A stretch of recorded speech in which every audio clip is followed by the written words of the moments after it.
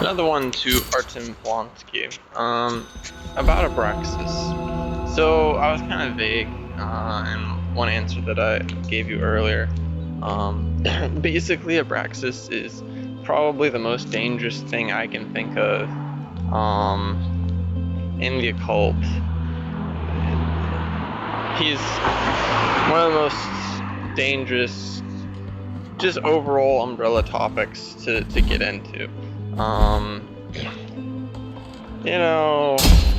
Enochian has a bad reputation. Has a spicy reputation, really, of driving people insane. Clip-off. People get really disturbing visions, but I think if you're into Clip-off, that's what you signed up for. You can also invoke a lot of demons. Yeah, I think Abraxas is probably the most dangerous. I did some workings with, Rahu or the Demiurge, and it hasn't really. I went through some times of difficulty in my life, but there's always sort of. I always knew where it was coming from. I could always manage it, in a way, or I understood that this is doing something in my life. I didn't sort of pussy out, as it were. Abraxas, I think, from the results I've heard of people dealing with Abraxas, it really feels like Abraxas will just like tear apart your life and doesn't really care. And that's a big theme of Abraxas is indifference. I would even go so far as to say that Abraxas is okay, so Abraxas doesn't understand the difference between good and evil. Neither does the Demiurge. But the Demiurge at least is thinking. The Demiurge is like, which this is a huge theme of why what the connection is between the Demiurge and Abraxas, between Rahu and Ketu, is they don't know the difference between good and evil. They don't know the reality. So Rahu is like, oh, well, maybe I can do this and maybe I can do that, and well this person did this to me, so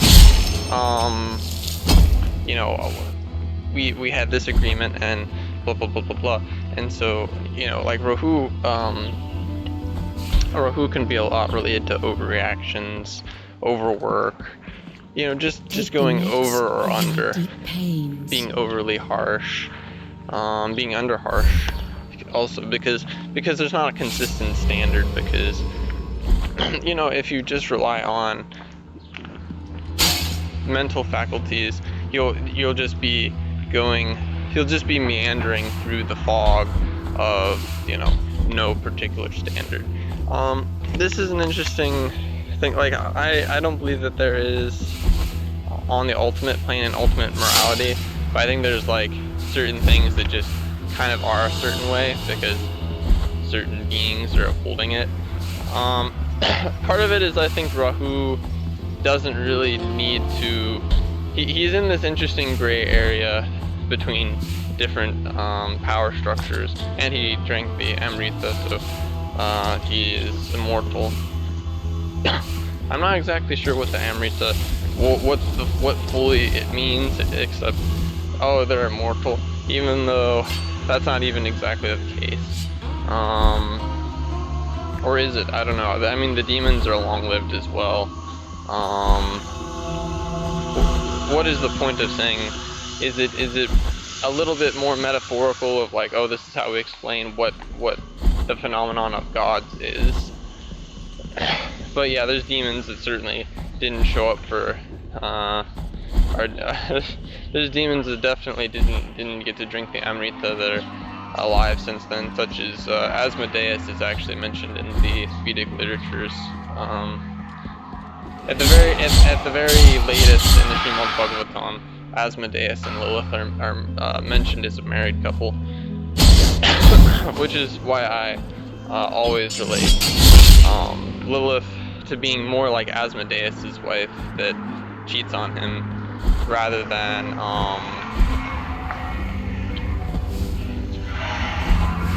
trying to say that she's Samael's wife or some other thing. Because Lilith, I forget what her name is in the Zoroastrian stuff, and the Persian stuff, but yeah, basically Ashmadeva has like a female counterpart.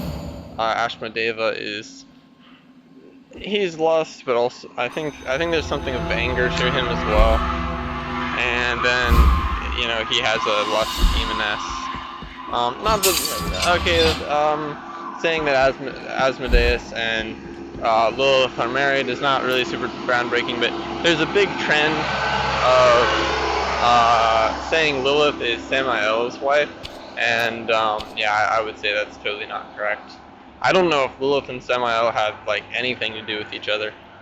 I think also, I've seen a little bit of this with the Jewish literature, that sometimes, like when I was first getting interested in it, Samael and Lilith are more metaphorical titles assigned or something like that, or I don't know, it can just be a little bit messy to try and interpret different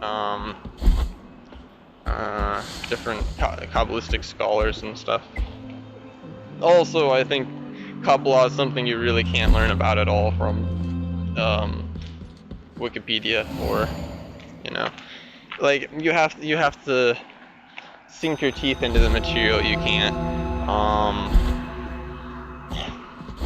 can't just be like, oh, it said this on this forum, or like on YouTube I've been watching some Kabbalistic scholars, and it's like it's so much better than if I would just try and research it myself, because there's just a lot of content that and context that would be really hard to understand. But anyways, back to Rahu and Abraxas. So Rahu is making rules, forgetting the rules, enforcing the rules, the ones that he remembers,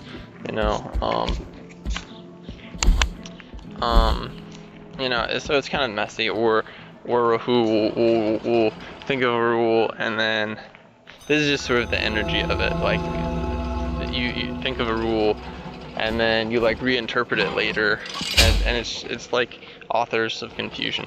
Now Ketu or Abraxas, he's not trying to build some kind of like certainty, or he's not trying to make sense of the world. Ketu just doesn't care. So Ketu can be very pleasant, but he's also incredibly indifferent, cold. Ketu is actually of the astrology, like the elite are very much under Ketu. And what this does is this gives them a very strong connection to the past. Ketu is also a very, very strong planet, or planet asterisk.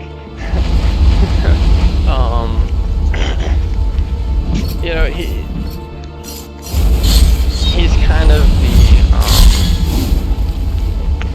if you can manage to work with Abraxas, it's a huge trump card. But this indifference,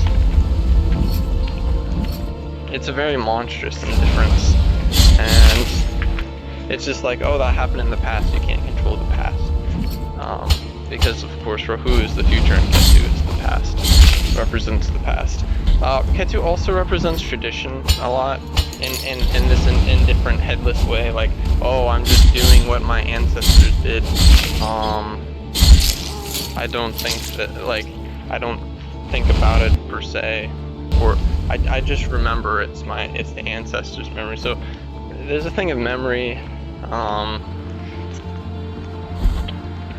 sort of, one doesn't really act on their own will so much. The other benefit of working with Abraxas or Ketu is it feeds Rahu, because Rahu is just a head, so he can't actually digest anything. Like according to legend, he causes eclipses, but what the legend is that he eats the sun or the moon, and then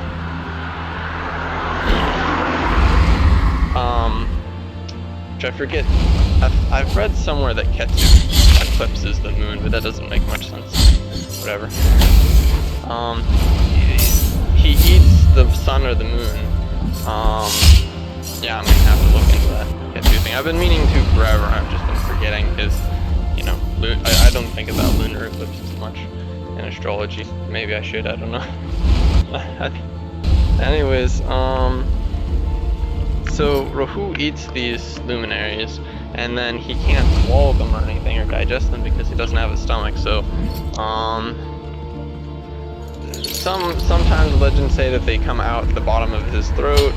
Some that finally he loses hold of them, and they just, you know, he's forced to open his mouth and they come back out. So,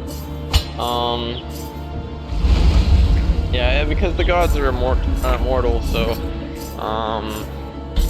he can't even kill them anyways.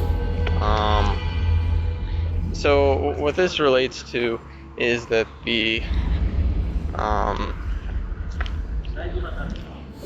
Rahu, the demiurge, is constantly hungry. He's constantly hungry, he's constantly wanting to devour everything. And this is kind of a malefic trait that he can cause in the birth. Like whatever house he's in, you'll see the themes of that house and of that zodiacal sign. That, yeah, you'll feel like that area of your life wants to just keep going and going and going and going. And what you need to do is you need to look opposing that, where Ketu is. You have to look at the 7th house from Rahu, or just wherever Ketu is, and you need to feed that house, and then that'll feed Ketu, and then that'll kind of calm down Rahu. So what this means is, with Ketu, is that we're working with Abraxas. So there's times where I didn't feed the zodiacal sign or our house for Ketu. I actually just did some small meditation with Abraxas. He's pretty easily fed. He's like a yogi. Like, yogis a lot come under Abraxas because, you know, he's headless. He's the body left behind from Rahu when the head was cut from the body. This is the other interesting thing about the Amrita, because Ketu is also sort of mortal, right? And it's not just like philosophy. I mean, I can go on the astral plane and look at Ketu. You know. Oh, another thing that can happen is if you work with Ketu, you can get like weird diseases, or if you don't feed that thing in your chart. There's a few things that can happen. You can get like really bizarre diseases, and I'm not really sure why this happens, but I think that Ketu in total has something to do with pestilence, just in general. I wonder if this has something to do with why people who are intuitive, have like high intuition, are like sometimes very like sick all the time. I've seen a few people like this, just a few, or maybe have poor mental health even. And I'm thinking about the aspect between Ketu and Moon. Probably especially poor mental health could be explained by the aspect of Ketu and Moon. And it's not like schizophrenia. I've seen schizophrenia usually is gonna appear. It's usually gonna appear with. I've seen it twice with a combination of Pitradosh and solar eclipse, Rock-Sun conjunction. I think Ketu aspecting Moon would probably create more like anxiety issues and things like that. Let's see. Well, I have it actually squaring. I have it squaring Ketu. Moon and Ketu are squaring each other. Or square from one another. It's funny because I figured out after a long time that I do have some issue with anxiety. I was just unable to actually feel it. Like, I guess that I was really,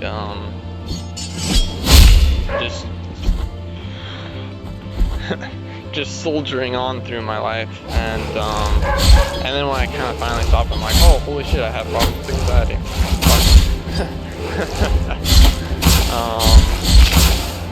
You know, and I think that, probably, I wonder if my asthma's gotten a bit better since or, you know, maybe I don't even have asthma. Maybe I was just having like a continuous anxiety attack over a long period of time. I don't know.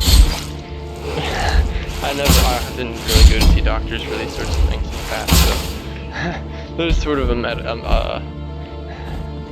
a physical medical debt, you know, like a medical sort of a debt that is manifest physically, of like I need to figure out how to fix a few things with my health. I mean, I'd rather just do it myself, like I am now, than go to a doctor, anyways. I don't know. It's kind of hilarious to me. Yeah, and I'm also the sort of person that, like, it's funny, I don't really have a lot of empathy, but I also don't have like I've had to develop empathy for others and even for myself, so I'll be a lot of pain in one way or another, and I just sort of don't even recognize it, or I don't care. I kind of recognize it, but I don't care. But I think I got to such a point of being numb to that sort of thing that I just yeah. What? Anyways. But yeah, I have seen where Ketu can cause diseases. On the astral plane, I can see Ketu, or, you know, Abraxas. He has a fog around him, and it's kind of a pestilent fog as well. It tastes gross on the astral plane. I can actually taste it now thinking about it. Yeah, he's also the most clearly evil-looking thing I've seen of the, you know, of the planets, besides maybe like he's probably more clearly evil-looking than Nurgle. The funny thing is, I had a really negative reaction to Nurgle when I did a Mars working.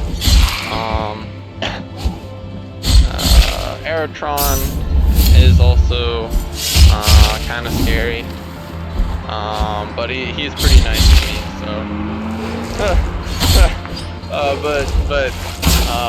yeah, Abraxas is extremely scary. Okay, continuing from the last. Okay, now for the part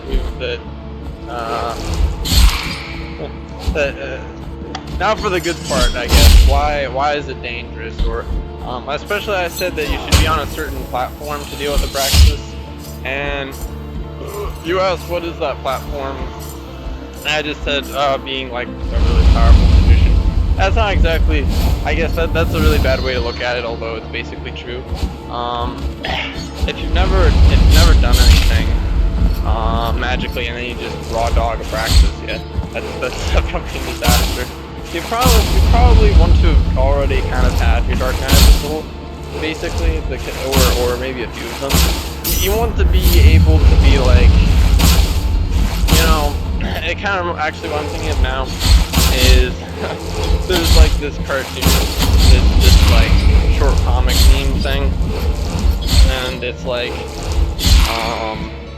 there's the army men, and they're like, oh, this sucks, you know, it's raining on them. And then you see the Marines, and they're like in a really terrible scenario. It's raining on them. They're like waist deep in like muddy water that's freezing, and they're like, I like the way this sucks. You have to be that sort of, like, if you're that way, then it'll be a lot easier to work with Abraxas. Why? Because you've already kind of become the headlessness, the, oh, I don't really care, you know, oh, it hurts, alright, I'm gonna keep going. Like, if you have that mentality, see, the planets really think about mentality and energy a lot more than, oh, you have this thing, you have that thing, you're that way. They don't care about that much. Although, it's complicated. I would say mentality trumps all. Although wearing, if as a magician, like wearing colors to you know, actuate certain things with the planets is incredibly effective. But then the color is almost like similar to the effect of, like, if I'd make a sigil with a planetary sigil on or something, or a layman with the planetary sigil on or something. Yeah, it's cool stuff. But anyways,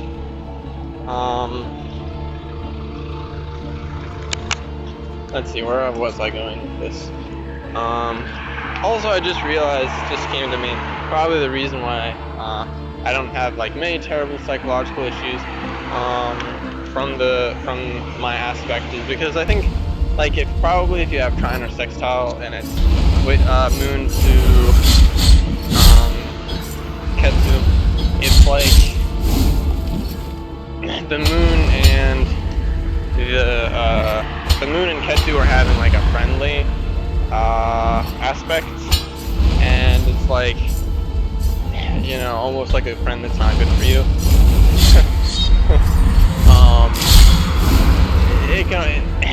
So it can be like, oh yeah, come on in, Abraxas and all of your pestilent energy.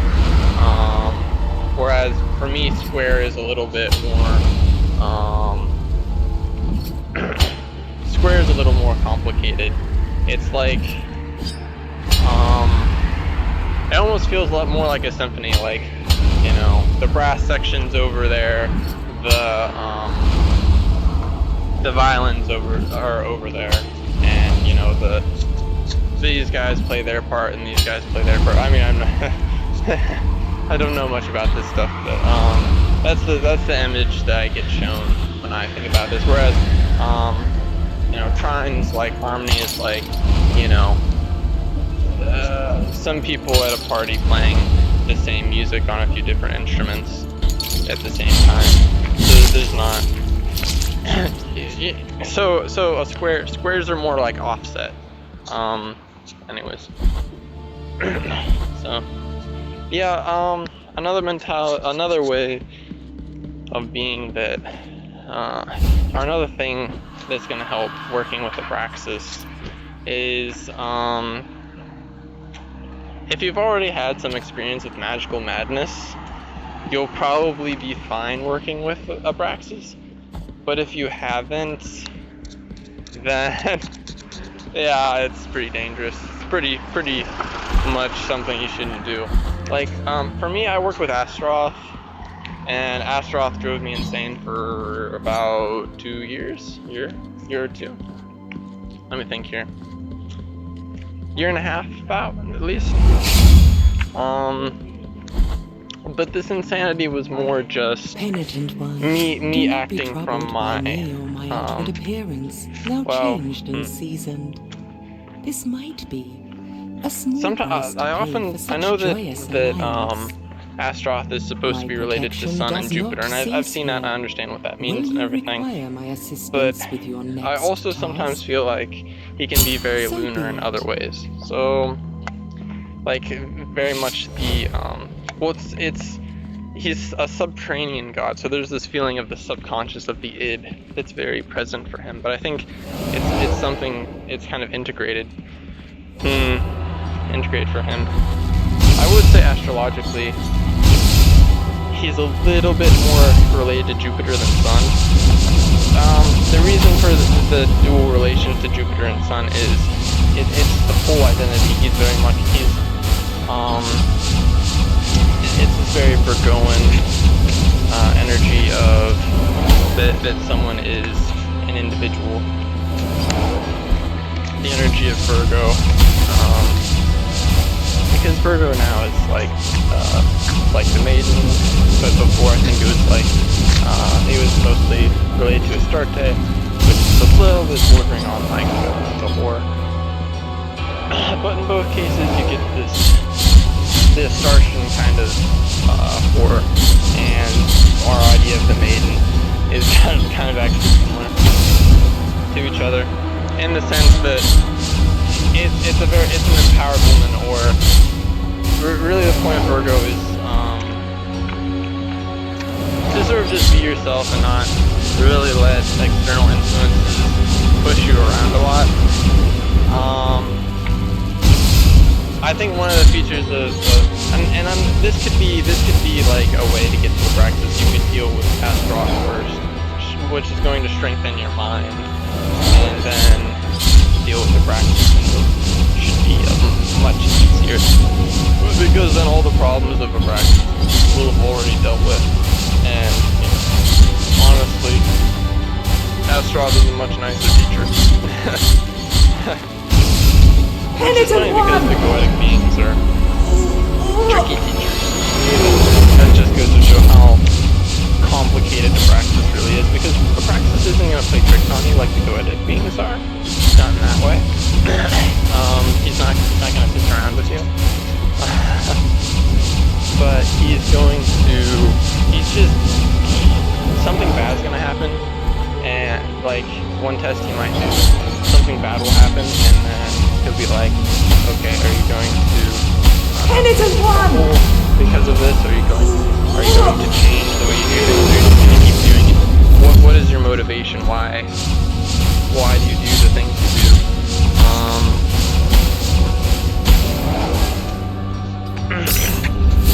And at the end of it, at least for myself,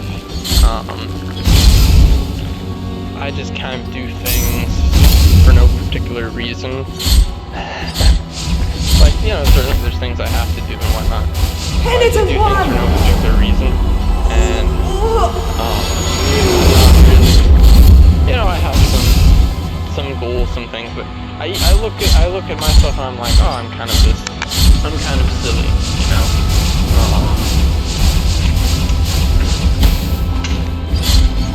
And everyone's kind of silly, in this way I'm saying. Everyone is just doing things. Everyone is just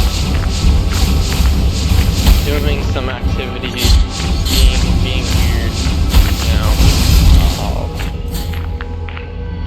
In their mind, they have all these ideas of, oh, I'll do this today and that tomorrow, and I'm this person, and it's all silliness. It's all a play. We're all souls acting a part, and the little souls really aren't even there. That's another thing. If you don't feel like you're an old soul, I wouldn't recommend working with Abraxas at all. If you feel like, if you don't have that sense of like many lifetimes behind you, I don't think you should work with Abraxas. Because one thing with Abraxas is you need to be like grounded, and I don't mean grounded to the ground. I mean grounded within yourself, of like knowing who you are from many lifetimes. Or when some box you put yourself now is challenged, as it will be when working with Abraxas. Your sense of self isn't so weak that you'll just fall apart. So that's another thing. And the more you're already in the right state of mind, the more the gods won't even test you. So, it just depends. The other thing is, if you're a magician, right? Your mentality is to take the broken pieces. They're not really broken, but take the disassembled pieces and assemble them and you know, you get a kit of Legos. There's no instruction booklet. I guess you got it secondhand. And it's a 1! There's a box full of Legos. It's clear they're supposed to build something. From some of the pieces you can, you know, kind of figure out, oh, maybe it was supposed to be like, I don't know, like in like set for Egypt or something, but you have to put the pieces together. I think an erector set is a little bit of a better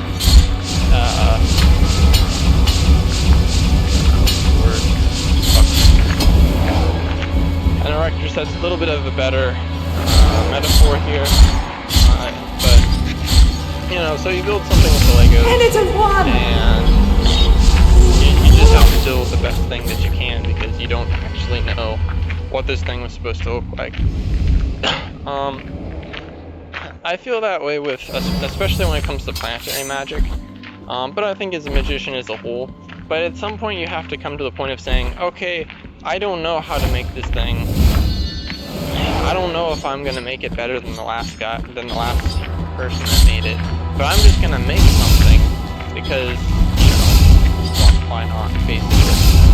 And if you're in that mindset, the mindset of the magician, the mindset of art, basically, I think most of the time you're gonna be safe from a lot of these influences, or you're just like, oh, let me try something, you know. Let's see and find out. But you know, taking precautions and having temperance, being smart, you know. It is a big mix, but I think if you're in the mindset of, yeah, you know, I'm here doing my thing, whatever. This is kind of where I am. Of course. I would say also if you feel like you have some drive, if you have something in your life force and your soul that you need to express, I wouldn't work with Abraxas until after you kind of like find out who you are, type thing, or find out the things you need to do in life to like feel like a person, something like that. Yeah. I don't know, I'm kind of going through some of the things because I've started working with Abraxas lately, just a little bit, you know. I think some people are desperate and want some huge occult lever, some huge magical lever to change their life. I was like this at one point, but I didn't do flip off or Abraxas, I was very careful. And I just settled down and was like, oh, well, that's gonna stop sucking eventually. And it's a 1! So, yeah. I was pretty pessimistic. There's another word actually, but I can't think of what it is. I can't remember.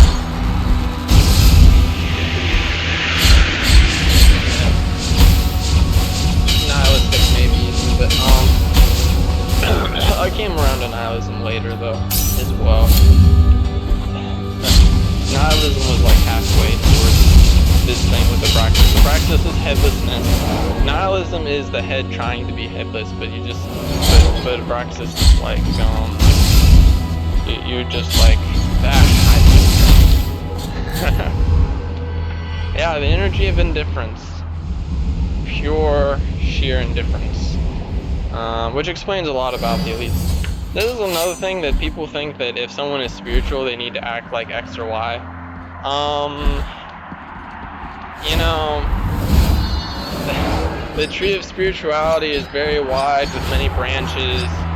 You know, there's cannibals out there that are some of they're highly spiritual people, probably. I haven't met them, but you know, vehicle orderlies I'm talking about. You know, there's people that are, I will say, like the Thelemites, the OTO, they seem to be quite powerful in there to some extent. they could be viewed as living a somewhat libertine lifestyle, you know, not really to the society-defying level of Aleister Crowley, but, you know, maybe like a little version of that is, you know, Penitent one! A slightly above average person could indulge in, but I don't know if it's really in the mindset of indulgence or if it's more ceremonial. I would expect a little bit of both. Also, I've seen some of the women in the OTO that are like priestesses. They're okay looking, but I must conclude that they're the priestesses that are giving out initiations.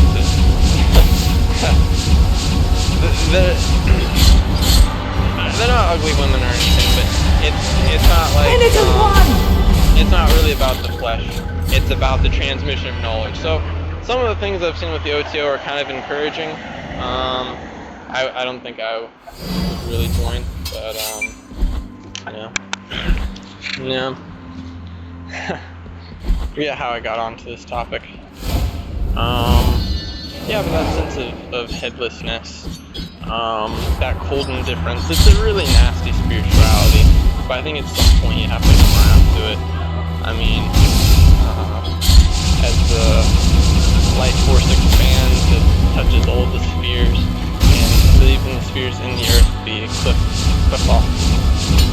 I think people do the clip off wrong though. Like, I've been working with these structures under the earth that I believe is what, you know, is considered the clip off, and I haven't gotten any spine visions, or, I mean, I haven't gotten spine visions from that, or visions of just dealing with species or whatever, you know. I haven't gotten any of that, so I think clip off is stimulating like 3-4 different things. But yeah, these structures in the earth that are sort of a counterbalance to planets, they're not even really a counterbalance, they're totally different. Maybe philosophically they feel sort of like a mirror, but But yeah, naturally as you grow your life force, all of the spheres, various structures, the microcosm becomes one with the macrocosm. So I think eventually you do have to deal with Ketu Abraxas. Anyways, Abraxas, terrible place to start, great place to end up. Don't lose your identity working with them or anything.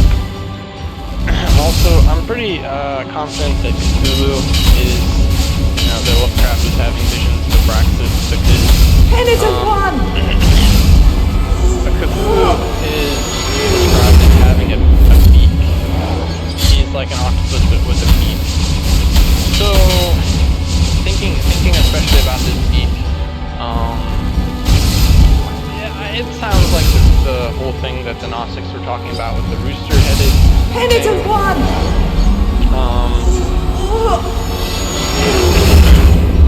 The other thing is that Rahu and Ketu, in some traditions are considered to be reptilian-looking. Rahu is specifically called Simhika Garba, son of Simhika. Simhika is a lioness goddess, similar to Sekhmet. Actually, I'm pretty sure Sekhmet and Simhika are exactly the same. Which gave me the idea that he's a lion.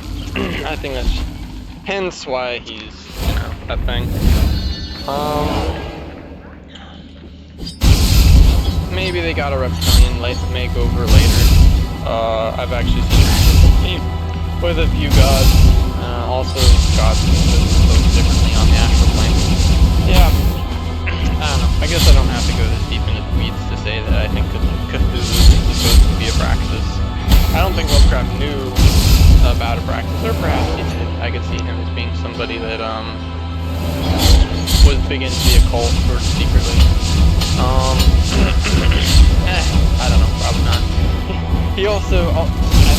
more than that, it would be easier. It makes a lot more sense though to look at and say, oh, he was someone with a very, very high level of intuition that kind of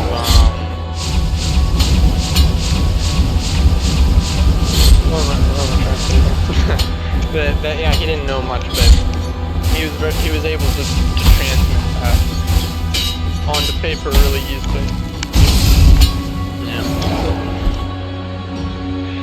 I'm in a bit of a fog of confusion. It's a little bit me invoking Abraxas as I'm talking.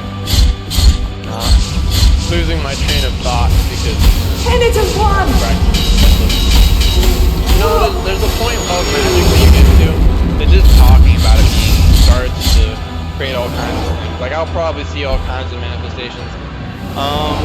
In the past I would have hesitated to make something like this because I don't want Abraxas.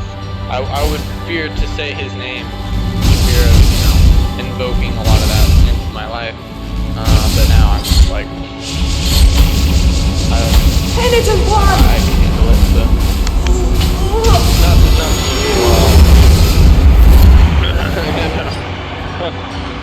Not to piss anything out there off, but yeah, I don't know. I've done a lot of things.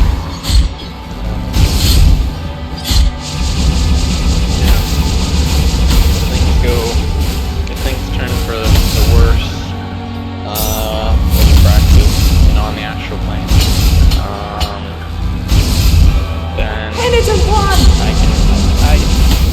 I have levers that can even move Abraxas, basically. Though I should probably keep up my LBRP so that any energies incoming don't manifest. That's what the LBRP does. It banishes Earth. So things will manifest in your feelings, they'll manifest in your mind, the air, and what's the other thing? And your passion and fire. They'll manifest on these areas. And of course the ether is the primal manifestation of things. Something even higher than the mental material mind. Which is still, most people would consider still also the mind. Just most people consider the passions and the emotions to be the same, which they're not.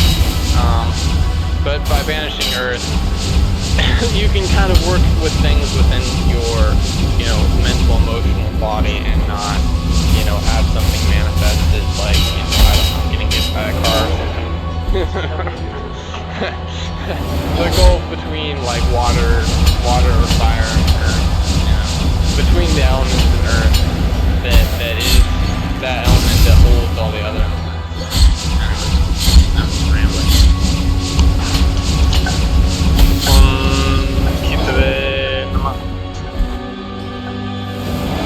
Continuing from the last, so Crowley creates this scenario in his grimoire of the Ars Goetia. He talks about, well, first of all, at the beginning of it, he starts it out with the bornless ritual, the sort of hymn to the bornless one, Abraxas. And the reason for this is because the elites worship Abraxas.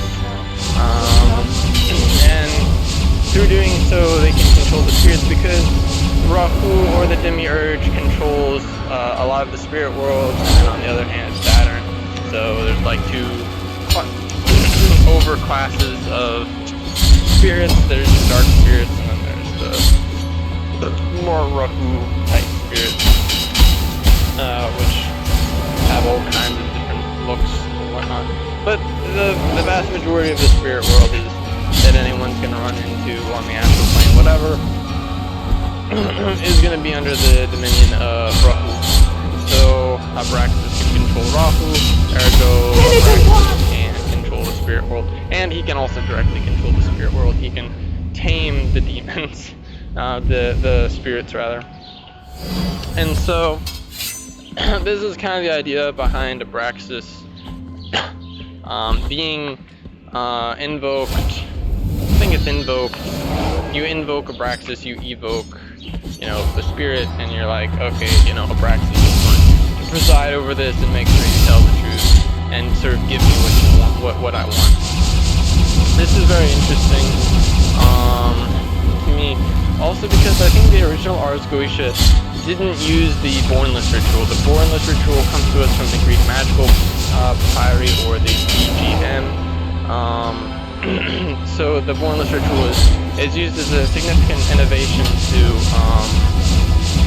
keep the spirits in line, as it were. Very clever, very Freemasonic also. Which I'm not sure if Crowley was a Freemason or if he just really had a way with magic. I sort of doubt it, since he came up in a Christian apocalyptic cult. I think he just I think the what is it? The extremist religious group he came up in just gave him sort of a knack for that. Well, you know, there's sort of an apocalyptic stance one can have towards magic. The apocalypse is the unveiling. I heard it said by one YouTuber. He described the Plymouth Group, in which Aleister Crowley was born in as being an apocalyptic Christian cult. I'm not sure if that's exactly the correct way to talk about it, but I will say that there is a certain esoteric current that comes with the Bible that sometimes some of these fringe cults tap into. It's far more powerful, and perhaps the modern world wants to keep asleep. But it's funny to me that that Crowley became this libertine because Crowley is a prophet, but at the same time he's a biblical prophet, and yet he's a biblical hero. I mean, not to say that he's in the Bible, of course, but to say that he has become the Bible, which is very interesting thinking about Abraxas, because Abraxas is the past, is the tradition, is letting go, letting the patterns of the past just sort of happen. That's why the patterns of the past can be so powerful. Interesting stuff. You know, but at the end of it, what's his ultimate teaching, which isn't really his teaching, but merely a teaching he channels, being actually a prophet, like I said. Do what thou wilt, love, what is it? Do what thou wilt, love, will under love, will under law, some forget the second part. You know, he goes on and on about, you know, Kabbalah and all of the records of the past. He talks about the new aeon, the future. But at the end of it, it's do what thou wilt. Do your true will. Will makes manifest things in the world. I think that's so fascinating. All the time I find new reasons to think highly of Crowley, to be just amazed at what he really was. And I don't know if he knew these things himself. But that's the magical journey. I could think about my own life the last few years, let's say 10 years. Really my whole life. Like, it started because I was watching this Disney film, Bedknobs and Broomsticks, and I think I always had the will towards magic. There's some interesting things that happened in my childhood even before this, but I was watching this film, and in the film she I think evokes Astaroth from a magic book she got from some bankers or something.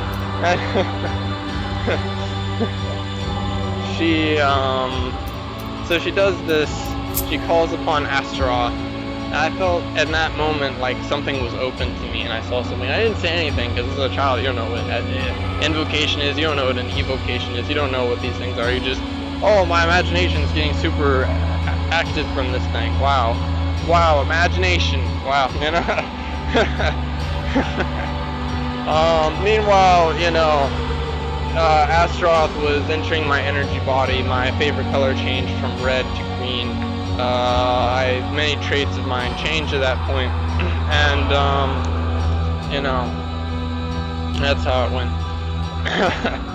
didn't have Abraxas to mediate the whole thing, I guess. Lol. Fucking Disney Satanism for the win.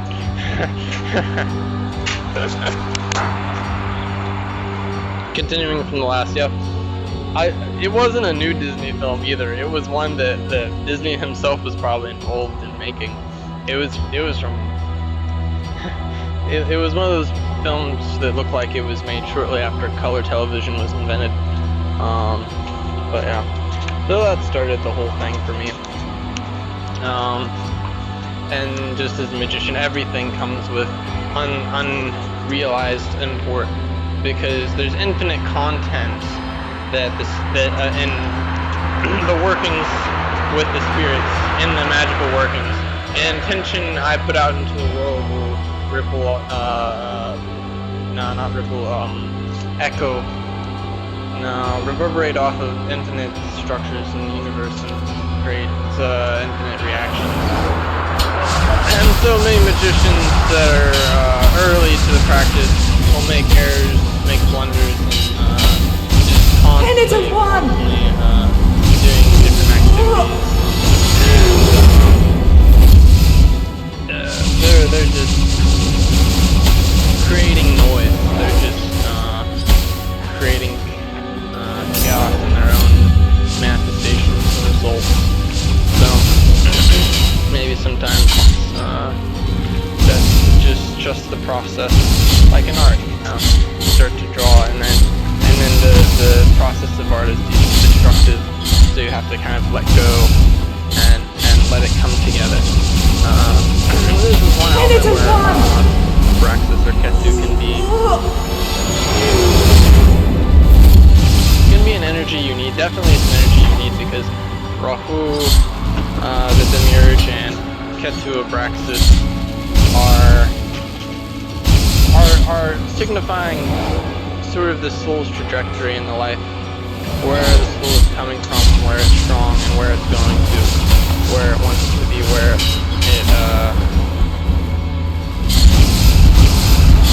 what it's reaching for. I won't say where it's weak, because Rahu wants to create something where there's nothing. That's fun. So I would say anyone, especially that gets into astrology is a science presided over by Ketu, which is another reason why I'm not worried about talking about Abraxas now, because I've studied astrology so much, which in a way is a worship of Abraxas, of Ketu. But for anyone who studies astrology, Ketu, you want to remedy Ketu, because Ketu can create the most stubborn problems in your life. And yeah, probably you could just run the whole chart through Ketu, and it could be good. I mean, there's a lot of things you can do, but that's one thing theoretically you could do. I'm gonna look into that for myself.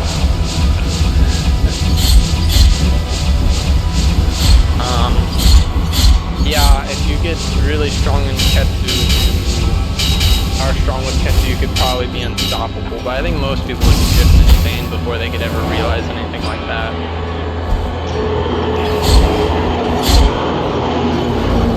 To be a magician advancing through let's say the trees, kind of nonsense. I mean, it's a kind of sense, but especially in this conversation with Abraxas, it's nonsense, it's air.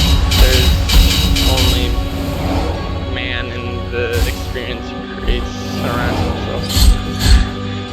There's only consciousness. There's no all of these other things are just boxes we create.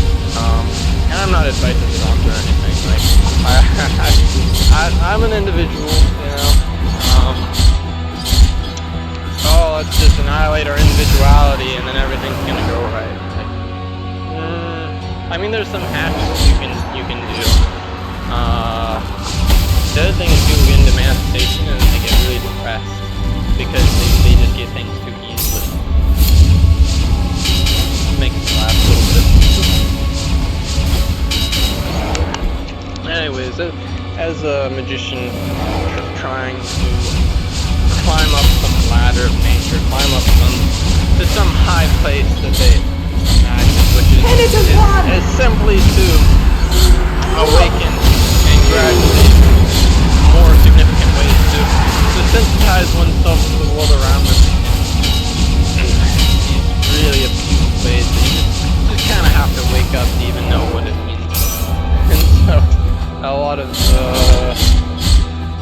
the things are just totally obtuse to, you know, so-called the profane. Penitent one! But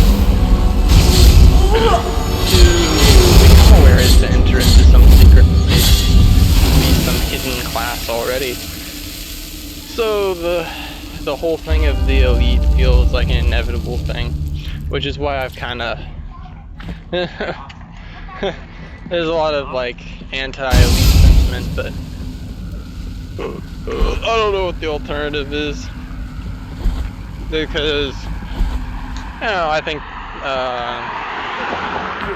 we should clean house, you know, as humanity. But I think that there's always going to be an elite class because people's consciousness is like that. That being said, maybe at this point there's enough people just out in the wild who are at such a point where it's like maybe it's needless at this point. Maybe a bunch of power-hungry ships. Maybe it's needless, you know? This is one thing that I think is interesting with the elites now, is it's based on Abraxas, right? So, Abraxas, as much as he's protected the elites who uphold the past, who uphold tradition, he'll also will be completely indifferent when, you know, basically their house falls down, which I sense is coming. I don't know why exactly, but you know, Olympus must always fall. It's just how it is. The order changes. You have yet to prostrate yeah, Abraxas is wrapped into so many things. Just keep talking about Abraxas forever. I mean, I know there's material to talk about Abraxas forever. I'm actually kind of bored of talking about it already.